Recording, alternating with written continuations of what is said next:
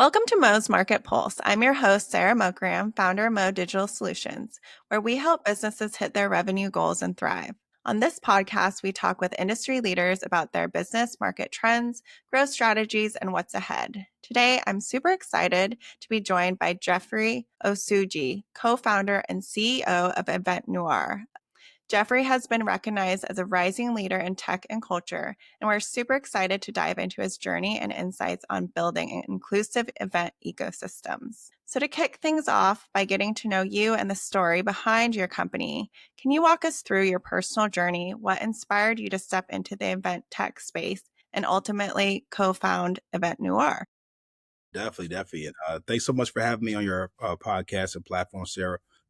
Since as far back as I can remember, one of the things that I've felt like has always been in me is just the spirit of hosting, bringing people together. And I get in trouble a lot for, doing things like talking in the back of the classroom, doing things like being late to class, being in the hallway. I spent so much time in classroom hallways, probably more than I did in actual classrooms, but it allowed me to build real relationships and personal connections. And I realized how important that is. And when I started my event company in college, I realized that hosting events was one of the best way to build those personal connections. And so my background is 20 years of experience hosting events, both nationally and internationally. And in addition to that, when the pandemic happened, I realized just how much of a void need to be filled. And so I launched Eventnoire along with my partner and co-founder, Femi Masha, to make sure that experiences were more personalized from a cultural perspective. Initially focusing on the African-American community because that was the community I felt was the most underserved. We've been able to scale to over 50 markets, over 1.2 million ticket buyers and event enthusiasts,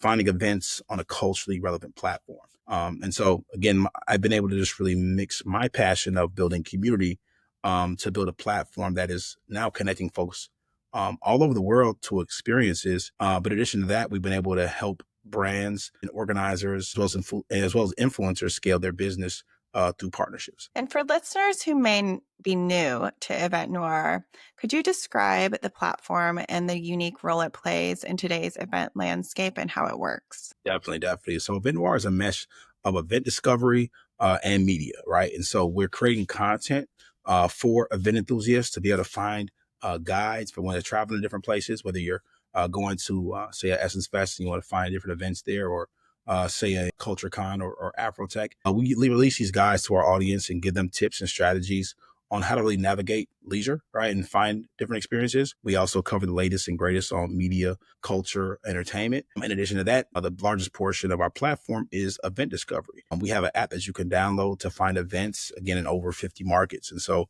if you land in a city and you're looking for a specific vibe, especially that's relevant to hip hop music, culture, or just Black friendly cultural experiences, we're a great place to find those things. And so people are connecting to venues, connecting to events that really meet their taste as relates to music, culture, and really diverse experiences around the country. So media plus event discovery. And then you look at us and what we're doing, helping brands connect with different event organizers. We hosted an event called the Curator Summit, which brought together hundreds of event creators and content creators because there's really a blurred line now. We have more and more event organizers that realize how important it is to actually build content to promote their events. But then you also have a number of content creators who have been able to build their communities and are figuring out how to monetize that. And a lot of times they're doing that through events. Great. And then when you think about to the early days of building this company, what was one defining challenge or breakthrough moment that really shaped the direction that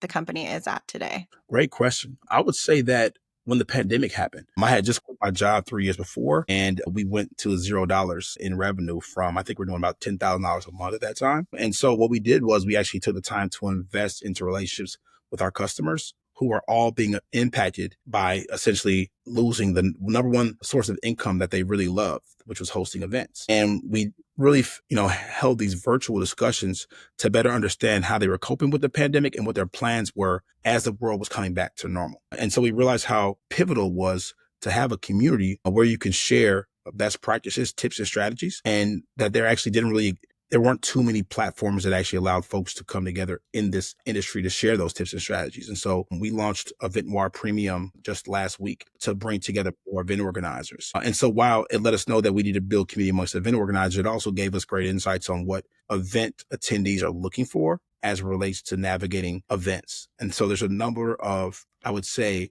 inefficiencies in the event industry that, AI is going to change, and that just the future and tech is going to change. There's a huge push for hybrid events, but people are now, honed all in on it, these in-person experiences. There's still this, what we call a revenge event season, where people are still recovering from the pandemic. There's a lot of socialites that were dealing with real depression, and so people are now prioritizing both intimate experiences. Brands are really prioritizing in-person experiences as a way to be able to pull in data, number one, and also create these lasting experiences with customers that last beyond that event. And people are realizing that if I can, send somebody an ad digitally, it's great. But if I can make that person feel something in person, really, because marketing is not about just selling products profitably. It's about the way your customer feels about your brand. And if I can make my customer feel a certain way and also align my brand with a great experience that they had, that's a way to customer for life. And so more and more brands are leaning in on experiential marketing. And 76% of consumers, actually, I think Eventbrite released a study that said 76% of consumers prefer to spend money on experiences over physical goods. And that's me, right? I don't go shopping every week, but if I can go to a restaurant where I feel like I'm having a time of my life, or just really tasting some of the best foods, if I can go to a concert, like a Travis Scott concert, I'm going to pay whatever for it, because the experience that I got is invaluable, right? And it's going to last longer than the pair of shoes that I'm going to buy. So investing in experience is a great way to build your brand. If you're a business, there's no way you shouldn't be hosting events. Working in media for years, I was able to build the best relationships with my clients by hosting events. And so it's something that, whether you're a brand, small business, or just somebody that's looking to grow, you should always be hosting events. We're helping power, thousands of events every single month. That's great. I am in the same boat as you, wanting that experience more than buying something. So I completely agree with that. So let's take a step back and look at the broader industry you're operating in. What are some major trends you're seeing right now in the event management or cultural event space that you think more people should be paying attention to? People should definitely be paying attention to how AI is making marketing more efficient. And it's doing that through personalization. People no longer want to watch commercials for brands that they're not interested in. Same thing goes for event marketing and brand marketing. People want personalized experiences. They want to understand that you know them, that you understand their consumer preferences, and that you're then delivering products and services that appeal to their needs. Because if you're delivering something to me that's not relevant to me, you don't know me and you're a stranger, right? And so more than ever, especially here at Eventnoire, we're building AI personalized recommendations. We're building more AI powered solutions, including our AI agent that's about to be released, and to really help people find events that are relevant to their preferences, based upon their purchasing behavior, based upon their consumer demographic and psychographics. Netflix, they're sending you recommendations for what to watch based upon what you've watched in the past, right? Spotify has been able to save a lot of money on subscription cancellations through these AI powered recommendations. And so the more personalized experience is what each consumer is leaning towards now. And if you're a brand that's looking to scale, it's no longer going to be an option upon how much you personalize that user experience and journey. You have to be delivering personalized recommendations. You have to understand who your client is, because at the end of the day, if you don't know me, I'm not giving you my money. And that's what people are saying. Because this guy over here, he knows me. He's a friend. How do you see Eventnoire fitting in or disrupting the current competitive landscape of event platforms and ticketing solutions? Great question. Community as a service is what we're focusing on, right? Not only are we working on, and which will be ready in the next 2 months, more IQ, which is going to allow brands as well as event organizers to better understand their consumers. But we're also working on really bringing our community together that we've invested in for the last couple of years. Over 1.2 million event enthusiasts. All right. We have a community of event creators and a community of influencers. And so now we're going to allow them to connect with each other. We've been, of course, engaging through our newsletters, through our events. But now we're going to bring the community together through what we call the in crowd, and it's going to be our community of event lovers and event enthusiasts. You're going to be able to pay a monthly fee or annual fee to be a part of events that are super exclusive, that provide those elevated experiences that we all aspire for. Number two, it's allow you to connect with other event organizers or event enthusiasts that you can travel with, or other influencers, right? And so we're bringing our community together so that folks can make these connections that can last a lifetime. And, it's all been a part of the long-term strategy, but we're now at the point where our audience is big enough. We've kind of understood what they want. We're rolling that out this month. Folks are going to be able to, who are part of the in crowd, are going to be able to connect in multiple cities, whether you're at Art Basel, whether you're going to be at Essence Fest, whether you're going to be at Cannes for the International Festival of Creativity. We're going to provide more touch points for our audience to build deeper relationships. I love that name that you have for it, the In Crowd. That's a great name. And so is your current platform, does it have a subscription model already, or is this brand new that's launching? It's brand new. So, to date, we've provided a lot of offerings for free, and we've packaged them up. So there's certain things that people are going to be able to access as a part of our subscription model. One is the ability for creators and event organizers to earn commissions. If you're part of the in crowd, you're going to be able to access that. Connections with brand partners that are within our ecosystem, as well as opportunities for invites to exclusive invitations to these exclusive experiences. Excuse me.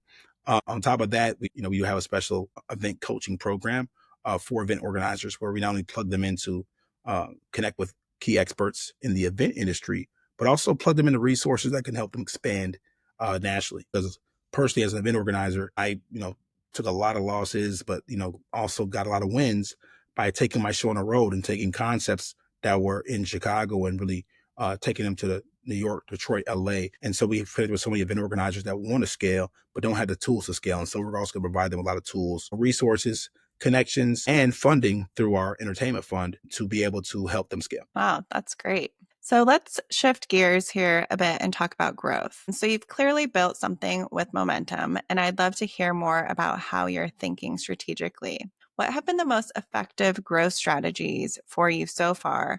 Anything that really moved the needle for you? For any startup, founder-led sales is key. As much as a CEO, so many of us want to be able to kind of offboard a number of activities that drive revenue. And so I've been able to offboard a lot of things, but founder-led sales is still something that is a big part of what I do. And so connecting with folks who are hosting amazing experiences is still a big part of my day-to-day. Being able to talk to folks in Ghana, Toronto, the UK, even, and across the country, and talking with them about how they can help scale has really been a labor of love for me, but it's also allowed me to create some great relationships. So finding sales, number one, has been key.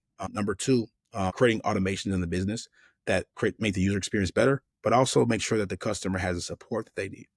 Right. As a startup, we've been able to, stay alive through turbulent times by staying lean and mean. And so building automation has been key. We're currently, optimizing our funnel now to bring folks into, and also, working on some other growth marketing strategies, which include, of course, performance marketing with social ads and search. But what's been key for us is building intimate relationships with our customers. We've hosted events in over 12 markets in the past year and a half. I was on the road every other week, meeting with our customers and meeting with new customers, and letting them know that we're a platform that's here to super serve them and that we understand their pain points, and letting them know how we can solve those pain points. So that's been key, really having those intimate sit downs and building key real relationships. And then also strategic partnerships. We're the official ticketing partner of the largest African American fraternity, Alpha Phi Alpha. I also worked with a number of other organizations for, Umu Igbo United is a community-focused organization focused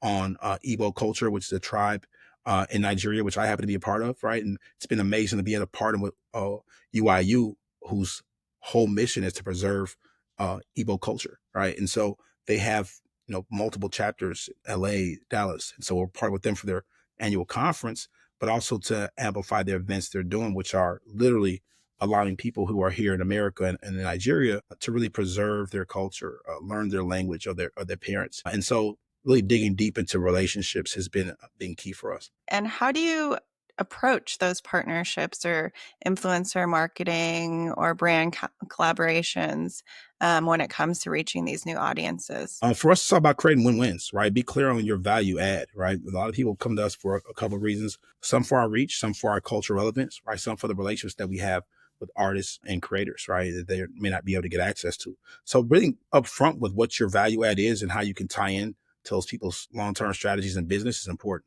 right? Know your customer, whether it's a brand or whether it's a event organizer or whether it's an event enthusiast looking for a dope event, right? For us, we've been able to partner with brands like Honda by working with agencies that are working in the space. Well, really trying to help them execute and understand how that 360 marketing, 360 channel omnichannel, I would say, strategy helps, from events to digital to leveraging SMS, right, to really drive engagement and touch your customers through multiple channels. Sharing how that's been instrumental for us to grow and how we've helped other brands do customer acquisition has been really important and key to our growth. Has some amazing case studies of how we work with a number of Fortune 500 brands, really leveraging community and cultural relevance to have deeper impact. Nowadays, it's not about reaching a billion people. It's about reaching a million people who actually are opening up your newsletters, who actually like your brand, who actually feel as if you know them. So you can get that maximum engagement. And so when you get a warm referral to a brand, they say, okay, well, Eventnoire trusts them. Eventnoire is collaborating with them. They're part of the family, right? And that's the brilliance of, really partnering with cultural specific or niche organizations that really understand their community. And so every founder, of course, hits bumps along the way. And so I want to dig into some of those, behind the scenes challenges that you face. What's been one of the most frustrating parts of building a tech enabled platform? I would say one of the biggest challenges, which I think is similar for any organization that's navigating this, these economic times, right? There's certain communities that if you're a part of, you're gonna be able to scale faster and have more access to great tech talent, right? Right now, everybody's building an AI and tech talent is expensive, right? And so as a lean organization for us, where we're tasked with saying, hey, look, we're going to try to grow as fast as possible, but we're also going to make sure we're careful with our expenses so that we don't shut down, right? There's a lot of organizations that we compete with who have raised tens, if not hundreds of millions of dollars, and some haven't done so profitably. All right. And so for us, we're focused on building a company that's, here for the long term, that's able to serve as many people as possible. And eventually, our goal is to be able to make sure that we do that, profitably. Right. So for us, I think one of the challenges is managing the capital stack. Make sure we preserve capital while putting in strategies that help you scale. Right. Oftentimes, most companies will hire as many salespeople as possible, and you cut them all in Q4 if you didn't reach your sales goals. Right. That's not how we roll. We've been lean and mean and investing in people that we believe in. And now we're in a growth mode. So, we've been able to double past 2 years in revenue. And so now we're, bringing on a head of growth to really continue to drive that. And we have some ambassadors and partners in multiple markets, but it's a different challenge when you're looking to grow and scale for the long term versus trying to go as fast as you can. So fundraising would be one. Number two is, it's a very competitive market. All right. Once you get to a certain level, that person's most likely going to sign a deal with another platform like a Ticketmaster or, one of those larger companies. So we had to serve a niche audience that we understand, and we had to get them to a certain level, understanding that at some point, if we help them get big enough, they're going to get big enough to do worldwide concerts and partner with a larger customer. We're fine with only that piece, but we had to be very specific in the tools and resources that we provide, which allows us to be more than just a transactional partner, which we're fine with. And are there any challenges you face when trying to balance, cultural authenticity with scalability? How do you balance that? Oh yeah, there's a number of brands that understand the importance of reaching Black consumers and lovers of Black culture. Like we know that when it comes to our community and our specific audience, right? You're talking about an audience that is responsible for hip hop, right? Which is global phenomenon, break dancing, right?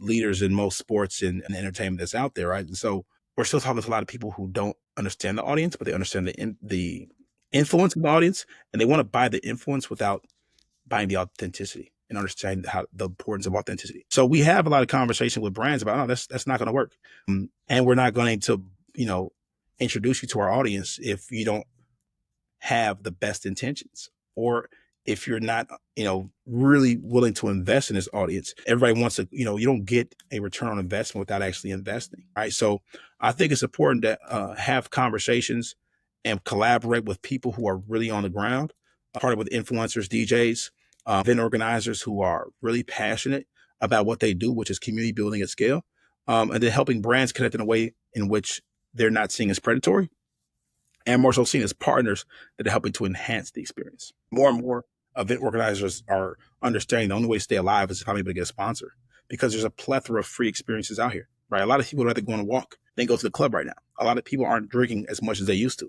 And so for them to go out, right, especially if you're in some markets where nightlife is more dangerous than ever before, right? You need to provide experience for me that I'm going to really remember if I'm going to step outside of my house. So creating content is no longer a option for a brand or an event organizer. Creating a a pipeline or a way to be able to pull in your audience, whether it's registration pages, and reconnect with them, so you're able to create a user journey that's memorable from the uptick, from the first time they see your brand, right? That's important, right? So you have to think about your user journey before the experience, in the experience, and then your follow-up afterwards. So it's just a tougher, and I would say more complex approach that somebody must take if you're really trying to win over today's consumers, because they want to be catered to from a personalized perspective, right? They want you to know who they are before you reach out to them. Then they want to make sure that the products that they're receiving or being marketed to them are something that makes sense for them and meets their needs. And then 3, they want you to follow up with them in some cases,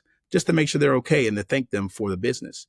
And that's the reason I started Eventnoire, is because when I use other platforms, I felt like it was super transactional. Nobody said thank you, but they were making a lot of money off of my events. And I feel like there was a need for a platform that actually cared more about the customer and wasn't just trying to sell tickets. Right.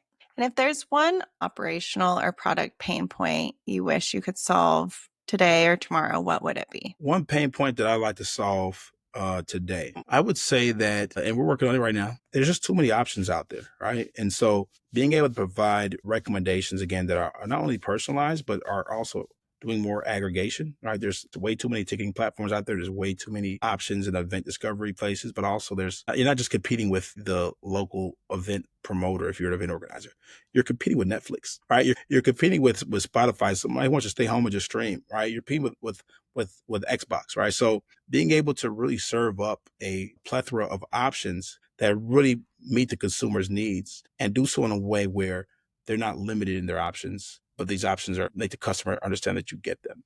That's what's missing. And that's what we're working on right now. And we're excited about what Noir IQ is going to do in the next couple of months. So going along with what you have coming up, I want to look at what is on the horizon for you and Eventnoire over the next 12 months. What are the top 2 to 3 goals that you're really laser focused on hitting? Yeah, number one, again, community as a service. Launching our membership platform is going to be super exciting, and we're in the midst of it now. So seeing how quickly we can get folks who have already been engaged to really show up and officially join our community from a pay perspective. Number 2 is launching our model and our software, which is called Noir IQ, to really help folks get smarter about their customer data, but also to deliver better experiences to consumers. And then number 3, seeing how big we can take this thing, right? We announced a partnership last year with Pronghorn, which is a venture fund that we're working with. And it's been a great collaboration, but we're also looking to partner and really grow the team. And so over the next year or so, we're really doubling down on investing and growing our team. And so seeing where we can take our company as we continue to increase in value, in revenue, and in lives touched, and more importantly, in amazing experiences delivered to folks around the world. It's exciting stuff coming up here. And are there any key metrics that you're really focused on to measure your success over these next 12 months? Definitely. We've been really focused on automating both customer acquisition and customer retention. For us, one of the things that's key KPI for us is the demo. Or anytime somebody's switching over to another new SaaS product, we want to be able to make sure they understand how to use it, right? So that there's better retention, also less friction. And so one of our key KPIs is demo still. How many folks are able to get to actually take a look at the platform. And on top of that, something else I could share is definitely the number of meetings that we're having with potential partners, whether it's a brand, event organizer, or organization. And so we're going to scale that up. And one thing that I would like to end this with, that I like to ask the guests, is just what's one piece of advice that you'd give to emerging leaders in the tech space who are trying to build something meaningful and lasting like you're doing? In order to build something that's meaningful and lasting, you have to figure out, if you're starting a business, what you would do for free. What would you do if you weren't going to get paid for it?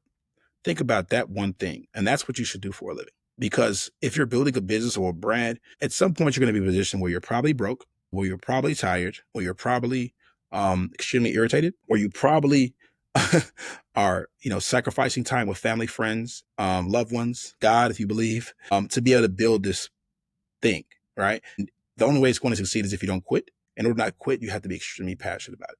So building spaces that you either love or that you're really, really, really good at. All right. Don't seek to compete. Seek to compete in a place where you have an unfair competitive advantage. All right. Those are the businesses that you're going to see do well. And those are businesses you're going to see stay around for the long run because there's so many that don't last after 2 years. So that's my best advice. Do what you would do for free for a living. And if we're not in a position where you can do that, get really, really good at something so that you are an expert and that you have that competitive advantage, and then focus on that. Because 9 times out of 10, the people who quit are just, your business is closed down not because things went bad, because things go bad every single day in the business. They do it because they quit and they just said, hey, look, I'm really tired of this. So that's That's my advice. really great advice. I love that advice and a great way to look at it too. Definitely. And last but not least, I'll say again, build your personal advisory board. I suggest you build one for your company as well. And I think that's a super growth hack for a lot of startups and businesses. Build a great advisory board. But if it's not for your company, build it for your personal advisory board. I invested in executive coaching. I've invested in personal coaching, even therapy, and it's all helped to balance me out and get me learn things both about the industry and myself. So that's my second. So if anyone wants to learn more or reach out to you, where's the best place? You can reach out to me at jeff@eventnoire.com or info@eventnoire.com. You can follow me on Instagram at Jeff ROSUJI. Follow Eventnoire at Eventnoire HQ. And outside of that, catch me at an event near you. Perfect. Well, thank you everyone for tuning in to Mo's Market Pulse. If you enjoyed this episode, be sure to subscribe, leave us a comment, and join us again to hear more insights from leaders coming in future episodes. Thank you so much for joining us today. Thank you for having me.